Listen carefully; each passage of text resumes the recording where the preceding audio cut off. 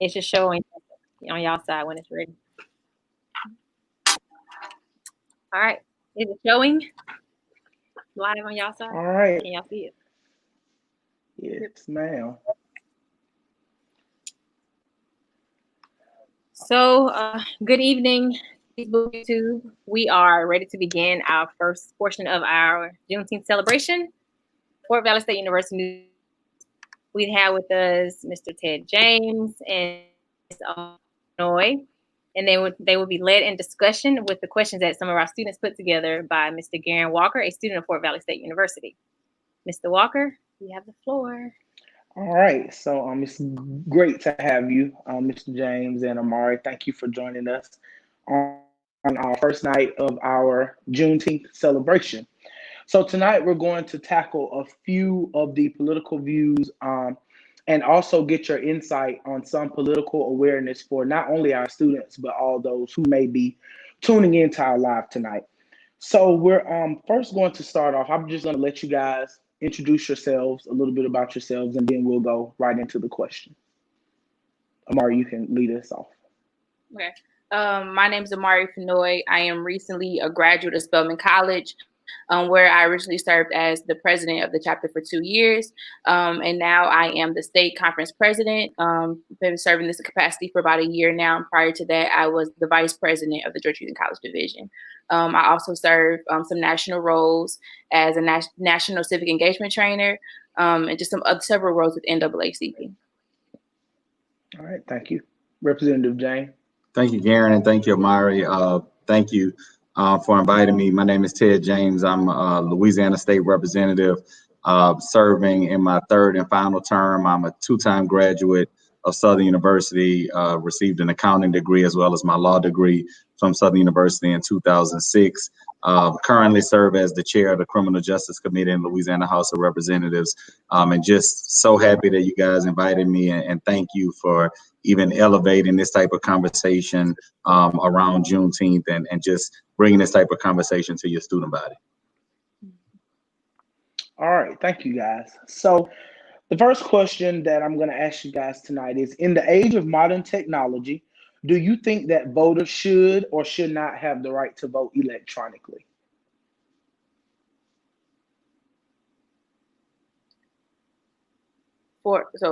Speaking on the behalf of Georgia, voters should have the right to vote electronically.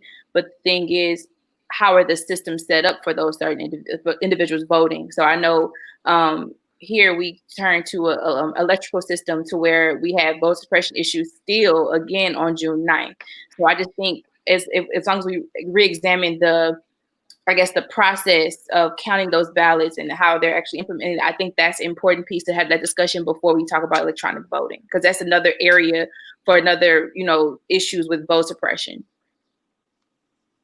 I think that it's all as we continue to advance in technology. Of course, we need to start having a conversation. But as a country, we haven't even gotten the vote by mail part down right. So we have to address those things before I think we get to the point where we can vote electronically. Here in Louisiana, we're having a lot of trouble with expanding vote by mail. But I do see that electronic voting can be something done in the future. And I know that there are security risks there.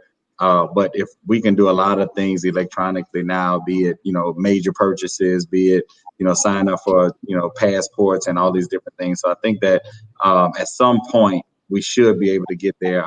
I agree with Amari with so many voter suppression issues. I do have a lot of concerns around security at this point with voting electronically. Okay. All right, Amari, I know that from experience that you are a very hands-on leader in the Georgia Conference of NAACP. So I'd just like to ask, what are a few things that the NAACP is doing in our area with the current situations of Black lives? So NAACP right now, we've advocated individuals to go vote, and we've had some, issues within that. So right now we are working on litigation surrounding around the issues that occurred on June 9th when it came to the elections. Also, we are pushing towards bills with a couple of representatives. The citizens arrest bill as well as the citizens arrest and the hate crime bill. So as of right now, we have made great strides for the hate crime bill with the Speaker of the House saying that he will pass it if there are no amendments to it. But of course, later on, there will be some room for us to make some adjustments. But as of right now, we're trying to agitate in all areas, whether we are protesting in the streets, we're registering people to vote, we're having voter education, as well as we are right now pushing policy that will help with cases like Ahmaud Arbery, and just several other instances that have occurred in Georgia within the last 3-4 months. Okay, and I know that our conference played a vital role in assisting the 2 students who were assaulted by police. Do you care to elaborate on that very briefly? So I am a Spelman alumna. So once I heard that 2 AUC students were just dragged out of the vehicles, we immediately acted. So I had the Spelman president, the Morehouse president, basically calling around for students to figure out, what were the parents' numbers, how can we get in contact with the families? Because at that point, the parents didn't even know what was going on with their children. So basically having that communication with especially Messiah's father, who was in Chicago, literally helping him from transitioning from Chicago to Atlanta to get to his son. The step-by-step, our units were very hands-on with also asking Major to get a pro bono attorney. So Major is the state conference president. As soon as I called him, I said, I need an attorney, and I possibly may need bail money. So at that point, we had a bail fund set up for students anyway. So we got that bail fund money, as well as we tried to help the parents get down here as soon as possible. So within 12 hours really, because we found out at 12 a.m. and the parents were in Atlanta by 12 noon.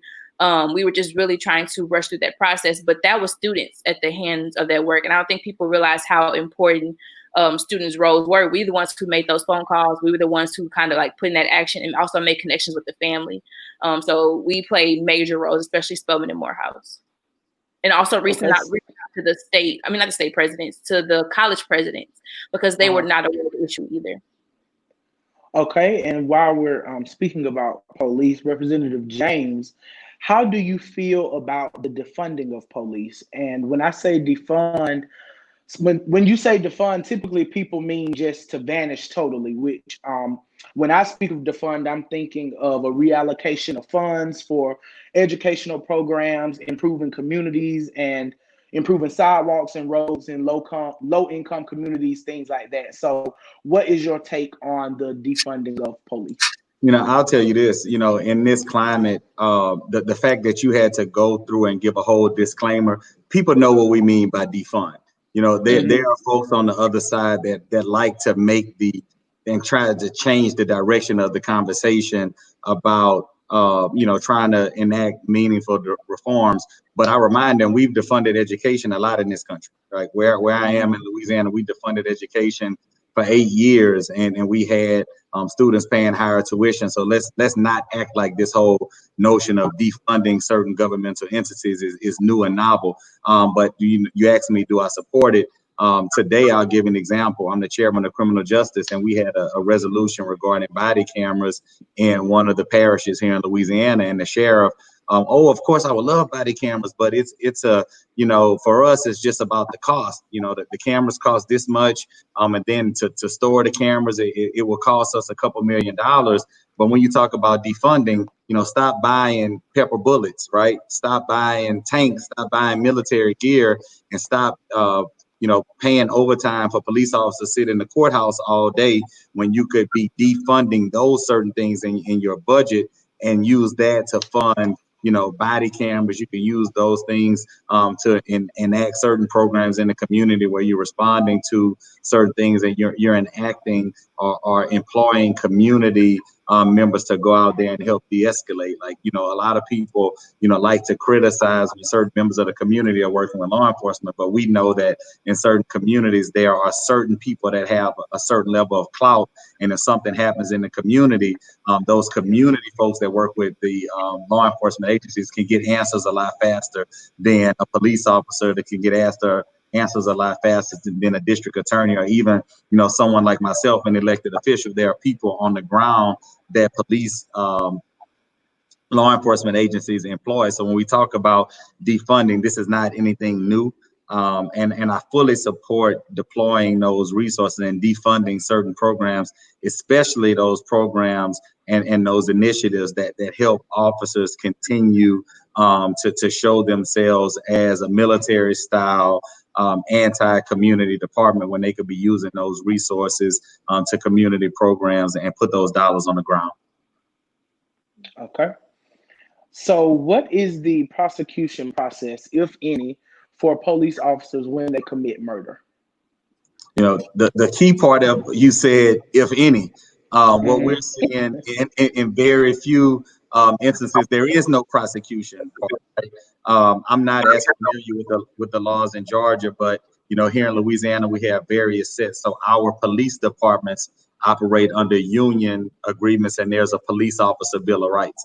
Our sheriff's departments don't have a union. State police, they don't have a union.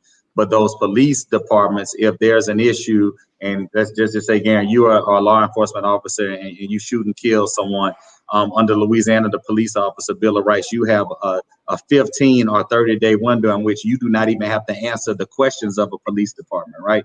And in those union agreements, sometimes, you know, in 15 days, in 15 hours, you could think of a story that sounds very, very good if you don't have to talk to someone that's going to ask you or investigate a crime. So in that, depending on if they have union agreements, there may be time delays in which officers do not have to speak with someone or do not have to answer questions until their union representative is available and with them, right? In other areas, our state police will come in and immediately take over a situation if it's a shooting and there's a death or serious bodily injury. It just depends per jurisdiction, but you know, at the onset of it, there's a district attorney that has the decision whether or not to prosecute. You hear a lot about grand juries. A lot of times district attorneys use the grand jury to skirt their responsibility, right? You know, if I go out, I walk out of my house right now and I shoot someone, they don't have to take me to a grand jury, right? A district attorney can file charges immediately and have me arrested. A lot of times with these officers, you're seeing that they wait for a grand jury. And then there's a lukewarm presentation before a grand jury, and it makes it harder for that grand jury to come back and file charges on that individual. You know, in other states, well, in most jurisdictions, a district attorney can say, hey, I want to recuse myself. Right here in Baton Rouge, we had the killing of Alton Sterling, and our district attorney decided to recuse himself because he was so close to the family.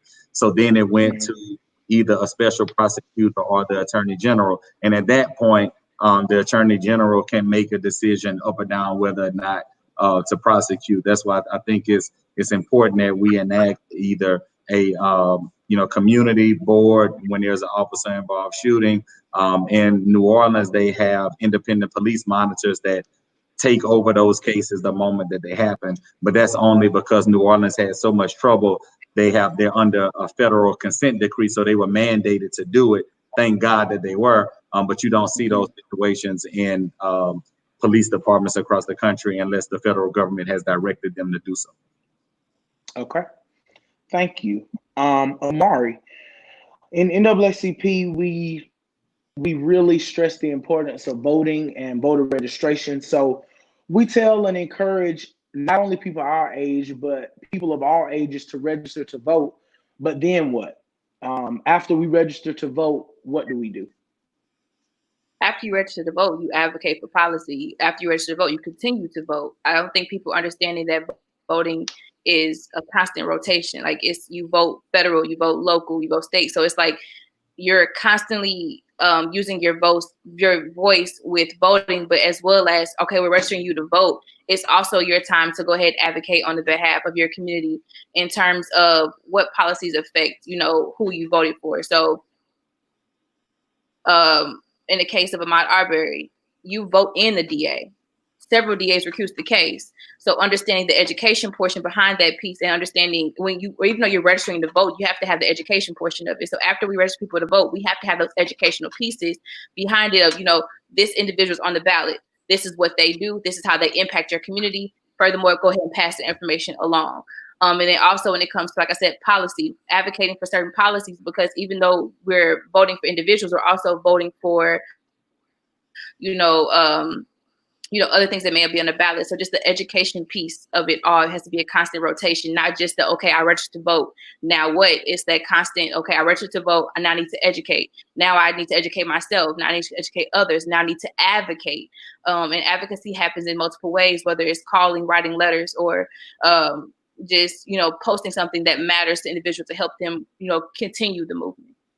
Okay, and you kind of touched on my next question, which this is for both you and Representative James. What is the best way for a student that desires to know which candidate is the quote unquote correct candidate? How do they go about educating themselves? We're often told to register to vote, but we're not educated on campaigns or the laws or policies that are being presented. So how would you two suggest new voters educate themselves on who to vote for? For me, I know my first year voting, I learned to not just read, you can easily go to that candidate's page and, read what they plan to do, but it's also important to know what they have done so far and how their actions have impacted your community. So it's easy to say, oh yeah, I'm pro Black Lives Matter, but my practices behind closed doors and what I did as a district attorney does not align with what I said I'm for. So you have to be careful when reading campaign slogans and reading campaigns, because you have to look at that person's actions, and that's how you really analyze who that individual is and how they may impact you. That's to me, that's the best piece of advice. That's the advice that we have been given since NAACP is nonpartisan. We've just been asking people, even though you are looking at their sites and even though you're looking at their Instagram pages, go ahead and take that a step further and look at what they have done for their communities and how they have impacted those communities.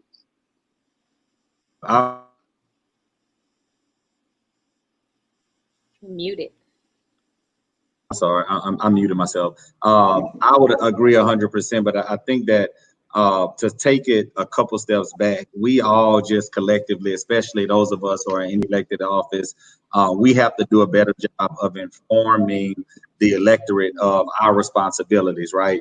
I go to schools all the time and I tell, I ask, I'm a state representative, what is it that I do? And most folks say, oh, you represent the state, which is correct, but in a certain extent, but the right answer is you enact laws, right? We send you down to enact laws on the state level. And a lot of times in our schools, we learn all about the three branches of government. We learn about the Congress, but, we don't dive down into, our local governments and what they're responsible for, our school boards, certain type of commissioners, our state legislators. So we have to, number one, do a better job of, before we even get to the who am I going to vote for, what is the position, right? What is their duty? What is their responsibility to us? And then I think that Amari was spot on. You have to do your individual research. And, a lot of times I say this and people think that, I'm making excuses. Too often we will say that, oh, politicians, you guys only show up when it's time, to vote. We don't see you for 4 years. And I throw that right back at the community. Whose fault is that, right? Is it my fault that you allow me to only show up every 4 years and you continue to vote for me? Or is it your fault that you didn't hold me accountable? So as a candidate, you have to go and do your research, just like, if Amari, if you move to Baton Rouge, and you like Mexican food, you're going to go on every app and you're going to find who has the best Mexican food in Baton Rouge. You want to find, where all the young cool folks hanging out, you're going to go to Instagram, you're going to go to different chats and you're going to find that spot. So we have to be that diligent to go out and seek information in terms of who's going to represent us. And then on the flip side for us, we have to put out, be it as a candidate or while we in office, we have to continue to remind folks, the things that we're working on, because, to your first question, we are very good in the Black community about saying register to vote, register to vote, register to vote. But what we have to continue to improve on is that voter education piece, right? So every time we're having a voter registration drive, we should also be saying, okay, in this election, you're voting for district judges, right?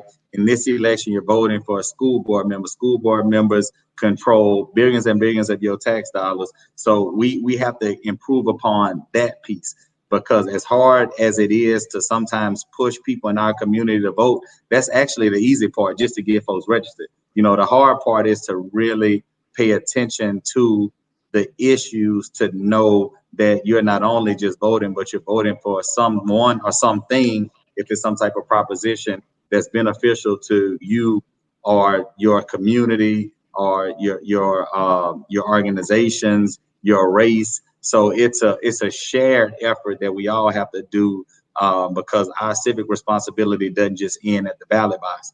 You have to show up and participate in democracy, because at the end of the day, the decisions are being made on your behalf. So we just have to do a better job collectively of staying through the process to the end.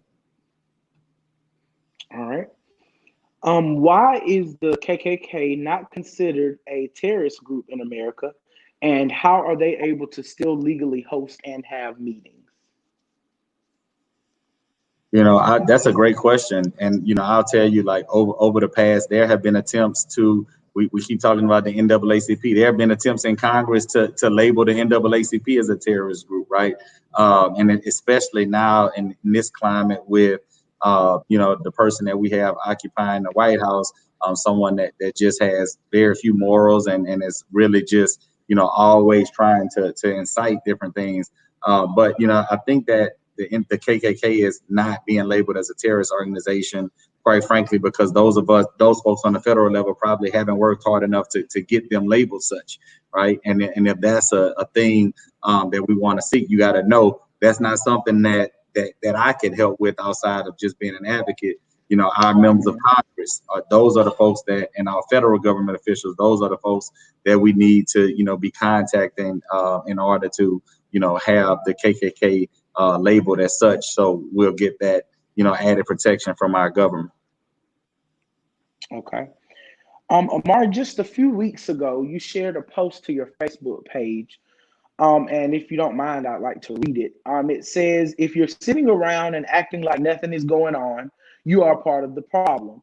If you post all lives matter without regarding the fact that marginalized communities are hurting, you are part of the problem. If you are more worried or upset about the looting than the loss of life, you are a part of the problem. If you are just posting and sharing videos of people dying and not sharing the efforts to receive justice for their families, you are part of the problem." And you use the hashtag #WeAreDoneDying. You made quite a few good points. So if you will elaborate for us. So the whole, before I even get into the hashtag, the whole We Are Done Dying campaign, originally with NAACP was for COVID-19. Mm-hmm. Then we learned of the passing of Ahmaud Arbery months after he had even, passed away. His family was advocating for the case, and they finally got in contact with NAACP, and then that's when we kind of like pushed it forward. So that conversation with We Are Done Dying turned into, from us, us being tired of, majority of us passed away from COVID-19, to also racially motivated deaths with police brutality, just basically all of the factors that are impacting Black lives right now. We're just done dying. So for me, that post was, I guess, my way of saying, if you're just sitting around, act like nothing is happening, you're a part of the problem because you're not advocating on the behalf of something that is going on. How can you just, and we're all been quarantined, how can you just sit here and literally watch, people's worlds fall apart and say nothing or feel no remorse? Or how can you hear Wanda Jones talk and have no concern at all for the loss of her son? Or how can you listen to Lil Gianna and not have any remorse for that little girl who grew up without her father? So just basically, how are you not speaking up to this issue that's occurring right now? Even the family of Breonna Taylor with the falsified reports, how can you not speak up when that injustice is currently occurring? I think also when I said, when you were just posting and sharing videos of the people dying, I think I honestly saw more of videos of Ahmaud Arbery being shot, or the officer's knee on George Floyd's neck, more than I saw the protest that we were having, or more than I saw the advocacy that was being put out for the citizens arrest bill, which is surrounding the death of Ahmaud Arbery, or more than I saw the bill surrounding around the death of Breonna Taylor. So it's what was basically happening at that point. I think I was just fed up because we serve as a part of the problem in many ways because we're not sharing the efforts to help those families, but we're constantly sharing the videos that constantly have them crying or the nightmares that are constantly plaguing them at night. So for me, it's what help are you if you continuously post the video of him dying, but not the efforts to receive justice for that family? And then the all lives matter. I don't understand how all lives can matter until Black lives matter. And if you read all of the articles and I also had some friends who I went to high school with who completely changed my view of things, because it's like you are saying nothing, as if it doesn't bother you whatsoever, and it's because of your privilege. You never had to experience anything like this. And for me, growing up 15 minutes away from Mike Brown, that's what sparked my advocacy. And then also being a state conference president during the death of Ahmaud Arbery is at this point, and then Trayvon Martin, this is my little brother's Trayvon Martin. So just kind of that fed upness of people being quiet when it's time to be vocal for our community was just, I think that was my breaking point. Okay. And both of you can feel free to elaborate on my next question. We, over the course of the past, 2 or 3 weeks, we have watched cities such as Berkeley, New York City, Charlotte, Washington, D.C. We have watched them paint Black Lives Matter in the streets. The mayor of Washington, D.C. even changed the name of the street to Black Lives Matter Plaza. What is it that is causing government officials to paint these things on the street rather than listen to the concerns of the citizens? Is this more of a hush gesture just to make us quiet down? Do you feel like this is them making some strides towards actually making Black Lives Matter, or do you feel that this is more of a let us do this for them? If this will shut them up, then we see they weren't as serious as they claim to be about these situations. On my end, I think there is definitely an existence of performative activism, to where something is done to kind of, put something over the surface, or it's like put like a Band-Aid over the surface. I do not think that, I do believe that the mayor of DC had the best intention, but I also think, where's the advocacy on the city council level, or where's the advocacy on that end as well? Can we see that as well, and not just painting on a street?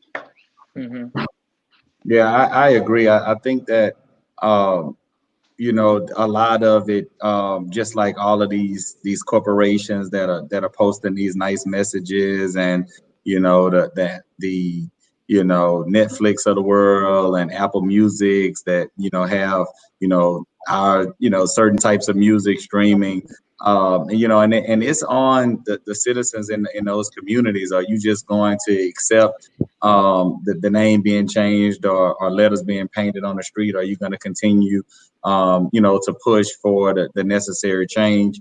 The mayor of DC, I know her personally through just different interactions, and I think her heart is in the right place. But as Mari said, what's going to happen inside the walls of where the policy is changed, right? As mayor, are you forcing your police department to enact certain changes, right?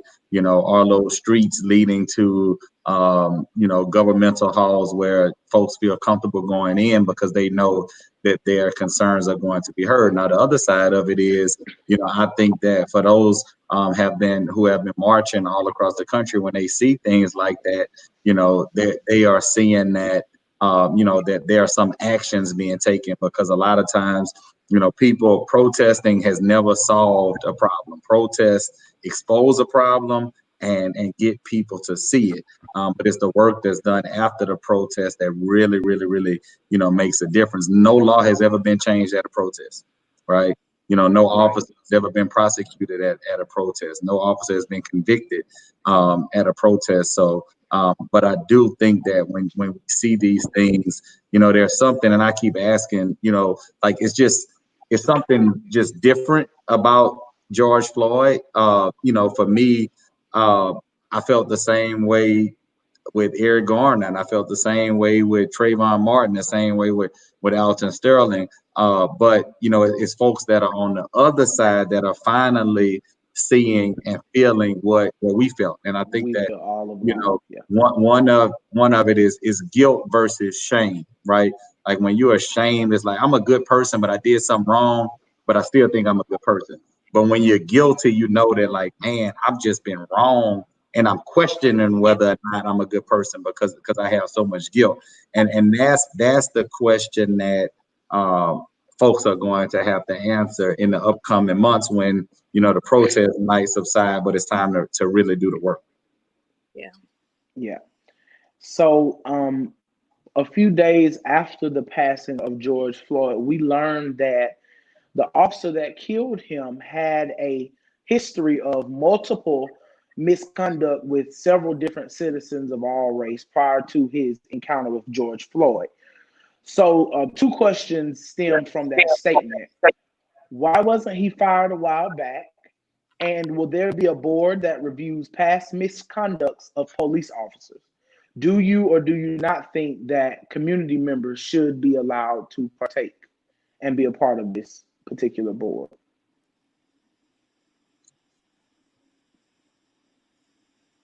What the NAACP Youth in College is working on right now is to enact the fact that a community member should be a part of that board,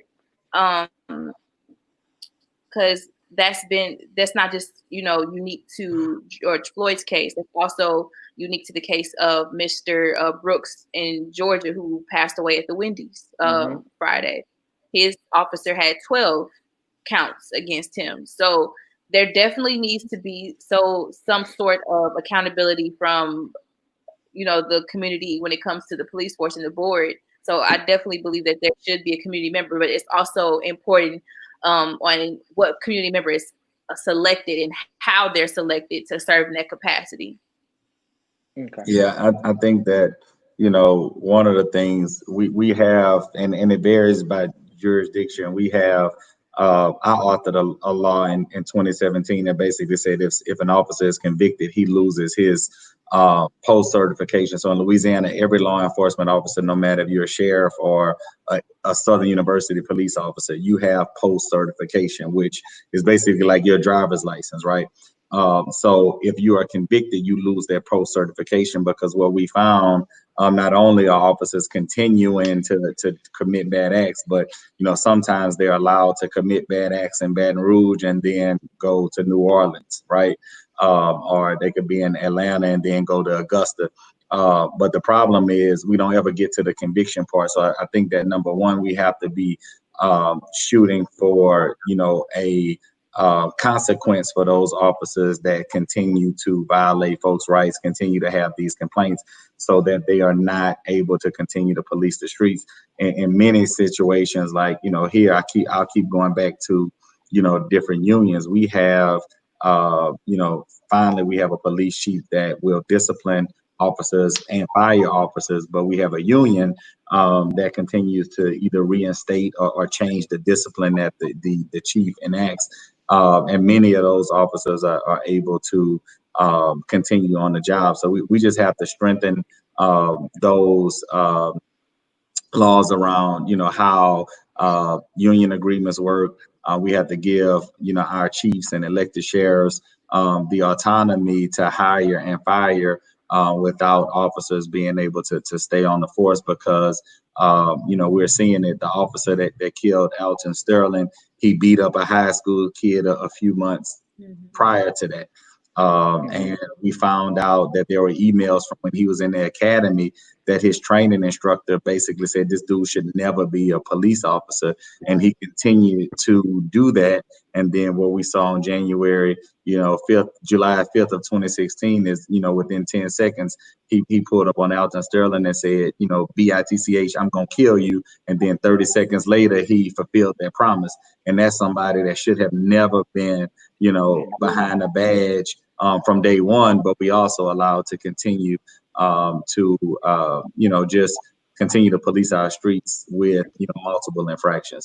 And then, of course, I think that as citizens, as taxpayers, should be that there has to be some type of civilian oversight, because it's just no way for the police to police themselves. Okay, so since you spoke of oversight, should the GBI in Amari's case and the LBI be required to investigate all officer-involved shootings? So, and I'm gonna speak to my ignorance now because I don't know what those acronyms mean. Okay. So is it George? Somebody help me Georgia out. Bureau of Investigation and Okay. then the Louisiana Bureau of Investigation. Okay, so I'll tell you that, although it's different agencies, police are police, right? And what we're finding out is that there is a very that there's a code, right? I'm a Kappa and I get it, right? It's like a fraternity.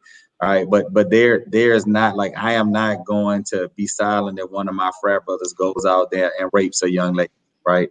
I'm not going to be silent if one of my frat brothers is doing something to put a stain on the letters that we are supposed to uphold. But we are continuing to see that police officers do not know how to police themselves. But at this point, we don't really have another recourse if there aren't independent police monitors, if there aren't independent investigations, and bringing in different agencies. Because even though, like in Baton Rouge, if a BRPD officer does something, state police comes in, but that BRPD officer is still under a union agreement, right? So they still have, certain protections that hinders that process. And even, a lot of times people ask for the federal government to come in and do a civil rights investigation. And that sounds great, but as a lawyer, I'll tell you that is a much higher bar. Because with a civil rights violation, you have to be able to prove that such and such conduct happened because that person was Black, because that person was gay, because that person was a woman. And it is very hard to reach that high bar of intent because that person was of whatever nationality, whatever race, whatever sexual orientation. So a lot of times we hear that and people are like, oh yeah, bring the feds in. But for that civil rights violation, it's a much higher bar. So a lot of times we're setting ourselves for failure because although, everything looks like, hey, it's continuing to happen to Black males. This guy has a history of, excessive force when it comes to communities of color. But at the end of the day, is not what we think is what we can prove. And it's very hard to prove that level of intent. He did it because said person was Black. So we just have to be very mindful of who we're even asking to investigate and or police the police.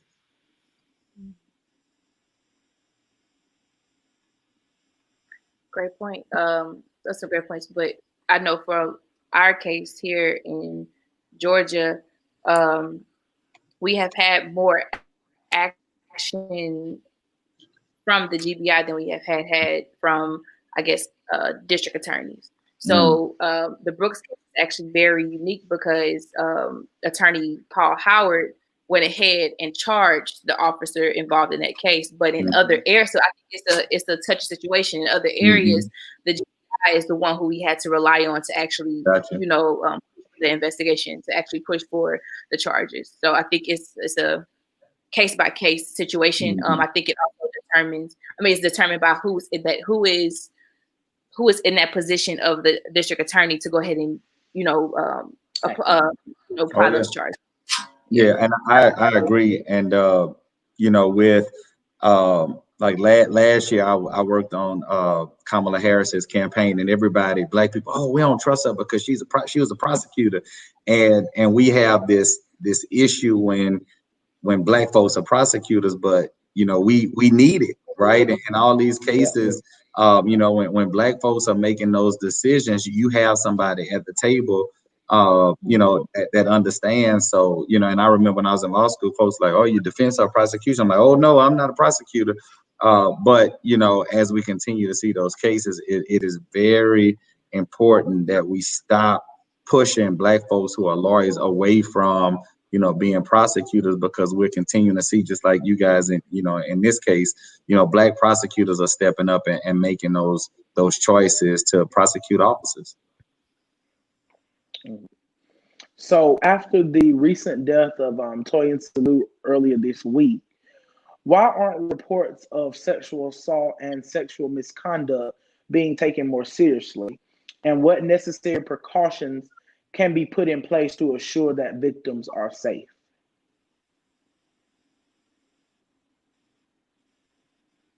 This is a very difficult conversation, because when we talk about defunding the police, we have to also talk about how they say in some areas it's about 3 million worth of rape kits that have not been tested. So where are those funds that are allocated to that testing happening? So why is it taken more seriously? I think I think it's the obvious answers. I can't really tell you. Can't really wrap my head around why is it taking it more seriously, because obviously, if I'm letting you know what's happening or what has occurred, I just don't understand how And if the evidence is present, it's just, for me, 2 and 2. I just don't. I don't understand. Mm-hmm. Yeah, I mean that issue is one that again is present all across the country, right? We have a lot of different issues with sexual assault cases. Number one, just the stigma of reporting it, right? There are a lot of issues that men and women go through just with the simple fact of the comfort level of being able to talk about it. And then I think that we talk about the number of African Americans in law enforcement, the number of females in law enforcement as well. What I've been told, a lot of victims, of course, feel, especially female victims, feel more comfortable going to female officers, and so we need to continue to push females into that space, into the detective space, into the space of folks that are in those specific departments when you have to deal with a victim of sexual assault. And I think that they are, of course, very emotional cases, emotional conversations, but those things are cases that continue to harm communities when you have victims who feel like they aren't heard or not comfortable speaking up, and you got perpetrators that are still out there because of the same fact. And I think that I don't know if it's not the same level of attention. I think that police departments and even district attorneys' offices across the country, they don't do enough training in that regard to be able to handle those situations. So I think that it's just they just have to be more focused on how to adequately address them. Okay. In our community, we have adopted this idea that men can't be raped. So why aren't women who rape men held to the same statures as those of men? Also, why aren't there any consequences to women who falsely accuse men of rape? You said a lot. One thing I can speak on, in 2017, I wrote a bill in Georgia that changed the definition of rape. So literally in Georgia, the definition of rape is a male's, force of a woman. So there's nothing to encompass the LGBTQIA community. So basically there are various gaps, and there's this very restrained kind of definition of what rape is. So I think not only in the social aspect, we need to have a discussion about the boys don't cry. That's a myth, just having those conversations, but also examining the laws that we have around us. Like, no one knew about that statute in Georgia until we wrote that bill. We advocated with Senator Darcella James. So actually reading through the laws and also dissecting that idea that men can, that men are not able to be harmed type of idea that we kind of pass along within our communities to kind of just debunk that, because that's not the case. If you've been violated, you've been violated, and you should also have the right to, go and report that, and that be a crime versus like, oh, it didn't happen. Like that to me, that idea of, oh, it didn't happen is that constant push of boys don't cry. And to me, I think we need to just go ahead and eliminate that whole thought process within our communities. Yeah, I agree. It's just, if in my previous comments I talked about just the issues around for a female to admit something.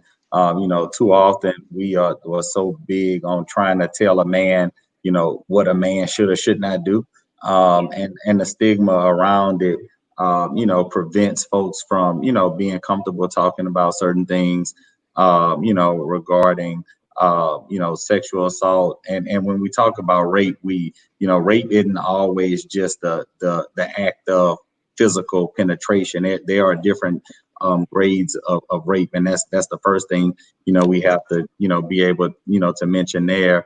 And I think that on the level of false accusations, I think that that's such a touchy subject, because the first thing that I think about is not how that affects the man, but I think about how that affects other women, right?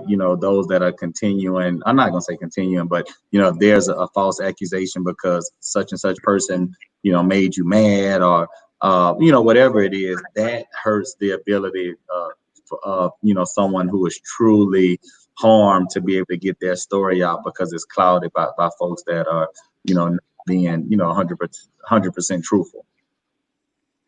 Okay. So just a few wrap-up questions before we end our discussion on tonight. So Mari, you studied pre-law at Spelman, correct? Political science. Political science. So before we end tonight, I would just like for you to share your career goals, what you plan on doing with that degree, grad school, what changed, or has your view of the field changed? And if so, in what ways, whether good or bad, and the effect it has had on you? And also elaborate on what will make you different from the others in your career field. So I can start with what would make me different. So I did study political science, and my goal right after school was to go straight to law school.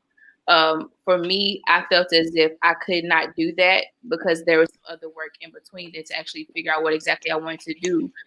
So as of right now, I am actually a teacher for Teach for America. I'm actually a special education teacher.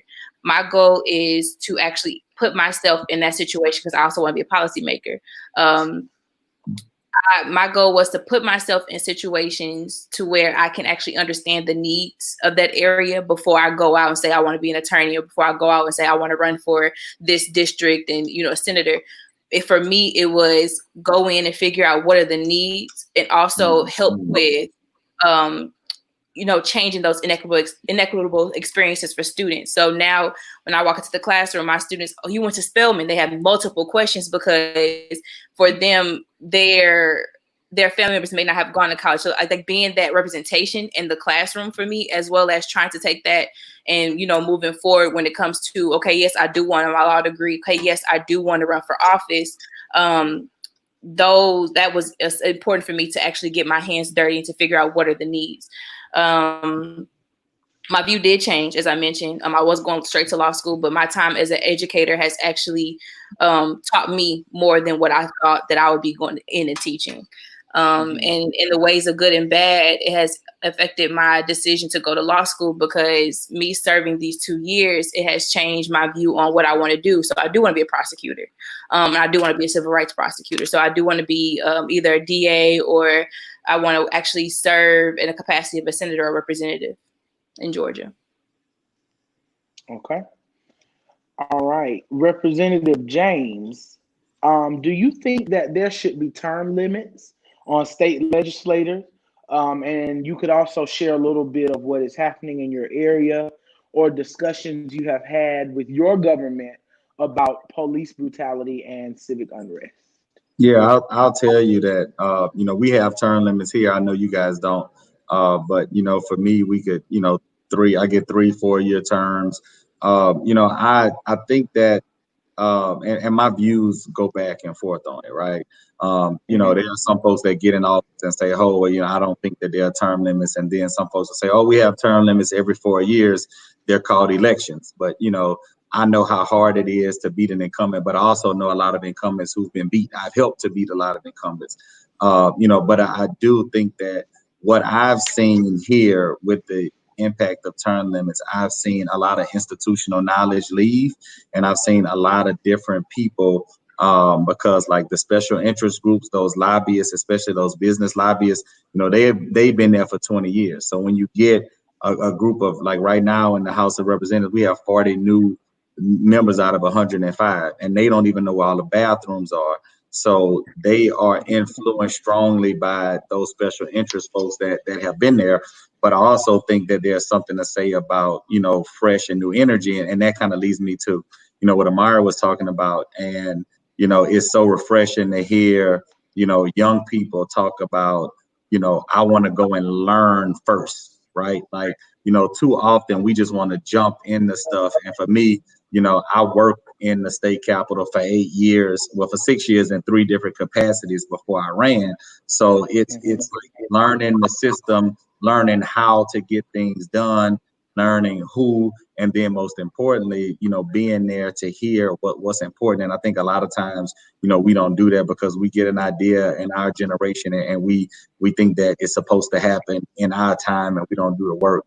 But here we are doing a lot in terms of police reform. We are in a session, but a session that's very limited. So we are just in my committee today, we passed a task force bill to create a task force of multiple agencies to study all of these issues. And people talk about trainings, and we've done the training piece. We've done the de-escalation. We got to get to the what ifs, right? Like, you got the training, but what if you don't follow it? And that's what I think that we're missing. So we're going to go in and look at, these union contracts. We're going to look at all of our state laws, because if something happens to a police officer, we're quick to respond. We're criminalized, something regarding police officers, but we're slow to act if police officers commit certain things. So we're going to go and look there. We, had a qualified immunity bill that basically shields law enforcement officers from civil liability. We had that yesterday. It didn't get out of committee. It failed on a vote of 9-7. So we're going to continue to push those things. And then I think the number one most important thing, and we haven't talked about it here, but the number one most important thing that folks can do this year, and no, it's not the presidential election, is completing your census form. Yeah. And that is so important. And we can't, like, I can get a lot more done if I had more individuals there that look like me, right? In terms of certain resources, especially you guys are at a HBCU, maybe not Spelman, because Spelman get all the money, but for those of us at the other HBCUs, you fill out that census form. People writing checks and giving them the spill. I was like, they got all the money already, One. Share the wealth, please. Fill out that census form so dollars can flow to HBCUs, because many folks, especially in my area, Louisiana, we have so many needs, and I talk to people and they're like, well, it's obvious we should get funding because we have so many needs. But I tell people that the money doesn't follow the need, the money follows the count. So if you're not counted, it's not going to matter what your needs are. So that is the number one most important thing. So resources can flow to your communities, and then it increases the representatives that we have in Congress, in your various state legislatures, and all the way on your local level. So do that to make sure that you have more voices of color making decisions for you. All right. So before we end, do you guys have any other comments, concerns, anything you want to share with our viewers for tonight? Going back to your question of, are we registered now? What a very important person I think to follow is Tiffany Dina Lofton, who is our national director, also my mentor. she has been very adamant about continuously pushing training so people know what's next step is. And also, of course, joining the platform NAACPYC does not mean you have to necessarily be a member of NAACP, but those resources are present for you. Like I know they're having a Black Civic Engagement Summer where every Tuesday there's a training about what's next. Like this week we had, it's every Tuesday. This week we had former Representative Bruce Franks Jr. from Missouri come and speak. So those tidbits are present. I think it's also important to know who and what platforms you follow, who continuously push out that information. And I think that's important to figure out what's next. Following those leaders within your community, also GA NAACPYC, where we also try to implement those trainings and push that information forward. Just all about educating yourselves and following the right people to help you further your education.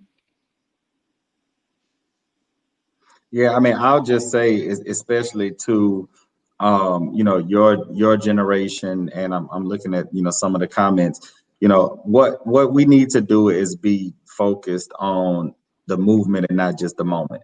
Like we get riled up about certain things, but this we've been dealing with this for 400 plus years. So we are not going to repair our communities and enact the necessary changes in a matter of months. So all of the energy, all of the frustration, just recognize that there are certain things that are going to take time to happen. In my committee today, we had several young people under the age of 22 that testified in our committee, and many of them drove an hour plus to come and talk about body cameras in a certain area of our state. And that's the type of attitude and activism that we're going to need, not just here, but across, you guys in Georgia as well. So, my encouragement would be, just continue to get active, hold your elected officials accountable, email them, hit them up on Twitter, hit them up on Instagram. I probably do more interactions with my constituents on social media than I do via email. And, elected officials do respond. And if they don't, you keep emailing, you keep sending messages, and then you screenshot and post it and say, hey, I've been calling or trying to get with my representative for the last 6 months. I've sent all of these responses, and this is what I got back. Absolutely nothing. And then you send it to the local media, because I'll tell you, folks in the media, they love those kind of juicy stories. And you get them and say, hey, I've been calling Representative James. I tweeted him, I sent him a DM, I sent him an email to his office, and I've gotten no response. And you're gonna get a response then, because that's one thing that folks are in elected office don't want to be, said about them, is that they aren't responsive to constituents. So, just like, so just be real, focused on seeing the changes that we all know that we need in our communities.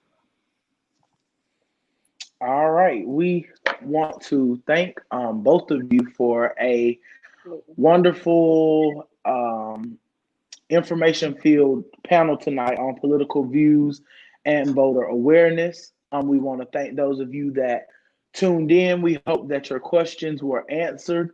I know if you have any questions, I know that Amari or Representative James will not have any problem answering them off of this platform. This is just night one of our Juneteenth celebration hosted by Ms. Cranford and the FVSU NSO leaders. So tomorrow night, join us again at 7 p.m. We're going to have a little vibe for you guys tomorrow. We'll have a tribute through music, as well as a few spoken word by the Backpack Poet. And then we'll wrap it all up on Saturday. We'll have an I Can't Breathe forum, which will be an empowerment session for Black lives. And we'll have Miss Joya Moore, who is a Master of Divinity candidate at Candler School of Theology at Emory University, and Mr. Dominique Lester, who is a PhD student at Columbia University, as well as Chief of Staff at Greater Centennial AME Zion Church in Mount Vernon, New York. So if you don't have anything to do, which y'all shouldn't, because Corona is still real, I hope y'all still quarantining, wearing your mask and everything, practicing safety first. So join us again tomorrow at 7. Ms. Cranford, do you have anything before we? That is it, sir. You did a great job. And thank y'all again. Thank you. Right.